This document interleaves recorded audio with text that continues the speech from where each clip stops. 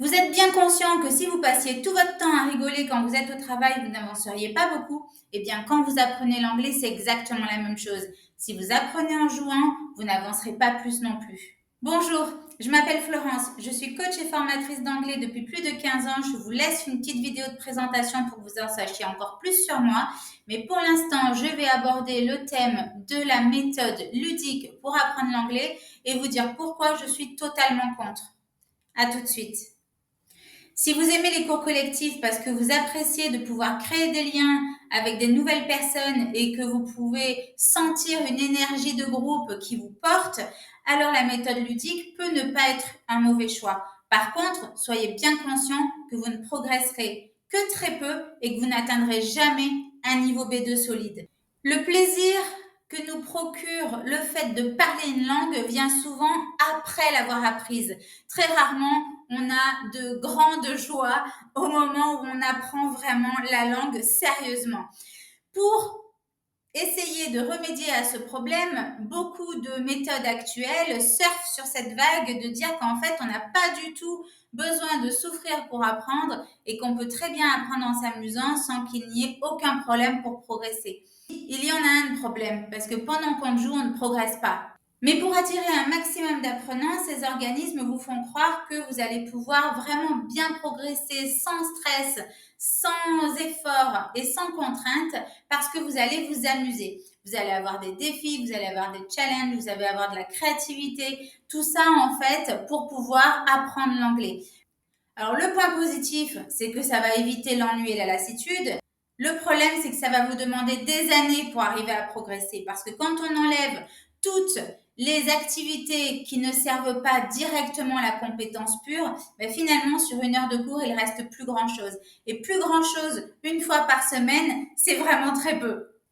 Alors certes, ces méthodes vous déculpabilisent parce que sous leur côté fun, elles vous permettent de vous tromper sans avoir honte. Mais se tromper, ce n'est absolument pas honteux. Et elles mélangent en plus le plaisir et le progrès, la stimulation et l'acquisition. Ce ne sont pas du tout les mêmes choses. Elles occultent une réalité fondamentale, c'est que tout apprentissage sérieux passe par de l'inconfort intelligent et guidé. Le plaisir immédiat, ce n'est pas un bon indicateur de progression.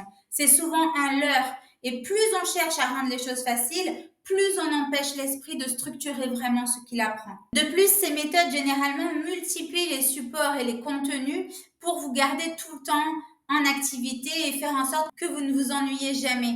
Mais ce sont des supports extrêmement superficiels qui fragmentent la langue. Donc un jour, vous allez voir le présent, la semaine suivante, vous allez certainement peut-être avoir un texte qui est sur le futur et il n'y aura pas de progression logique. Et une fois que votre cerveau aura intégré tout ça, il ne saura plus quoi en faire parce que ça n'est pas construit. De plus, la plupart du temps, c'est un apprentissage passif parce qu'il peut y avoir des QCM, il peut y avoir des énigmes à résoudre, mais en fait, très peu de réflexion réelle sur la construction d'une phrase ou sur l'intérêt d'utiliser tel vocabulaire dans tel contexte, ou savoir quelle préposition ou particule utiliser après tel verbe. Donc vraiment, on est sur une langue extrêmement pauvre. Ensuite, il va y avoir un oubli très rapide qui va se faire puisque vous n'allez pas consolider le vocabulaire. Pour vous éviter tout le temps de connaître cette lassitude, on va vous multiplier les découvertes. Donc, ce vocabulaire, vous n'aurez jamais l'occasion de le consolider. Et que si vous ne faites pas d'effort pour le retenir, eh bien, vous ne le retiendrez pas.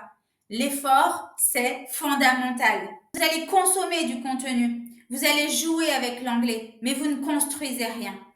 Vous avez l'impression de progresser parce que le cerveau, quand il est confronté à la nouveauté, il est content, il aime en fait cette ambiance de challenge. Mais en réalité, comme vous survolez tout, vous ne retenez pratiquement rien. Donc c'est un plaisir vraiment immédiat qui n'apporte rien de plus, rien de concret et rien de constructif.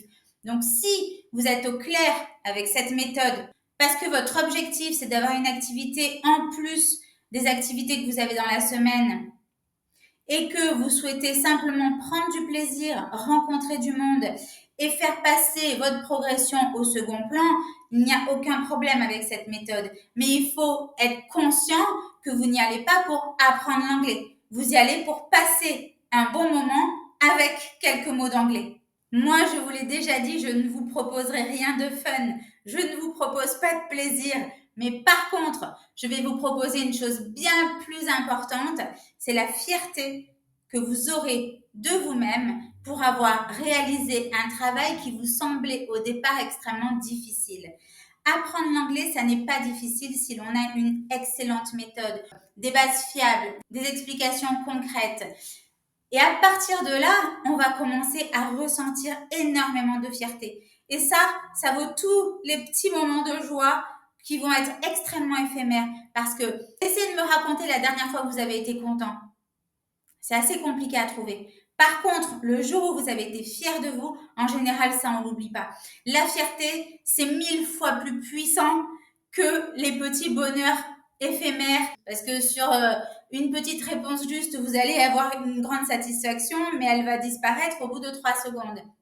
Là, en fait, quand vous construisez votre anglais, vous avez une fierté vraiment qui se met en place et grâce à cette fierté, vous avez confiance en vous. Comme vous avez confiance en vous, vous prenez là par contre de plus en plus de plaisir parce que vous voyez des résultats, vous voyez une transformation, vous voyez peut-être le bout d'un tunnel en pensant que finalement c'était pas possible et que tout devient possible. Vous touchez du doigt un rêve, un objectif et la possibilité de changer vos projets. Refuser le fun comme promesse centrale, ce n'est pas choisir l'ennui, c'est choisir la clarté et la solidité, c'est choisir de ne pas être infantilisé. Donc si tout cela résonne avec vous, je vous encourage à vous abonner pour suivre la suite de la mini-série et la nouvelle méthode que nous allons décortiquer ensemble. Vous pouvez retrouver le lien pour vous inscrire à la newsletter que je publie une fois par semaine. Vous la recevrez dans votre boîte mail et elle traitera de sujets divers et variés, notamment sur l'anglais pur, mais également sur des informations complémentaires concernant mon accompagnement Switch to Flow et les dates d'ouverture de l'accompagnement en question, puisque vous les connaîtrez en avant-première. À très bientôt.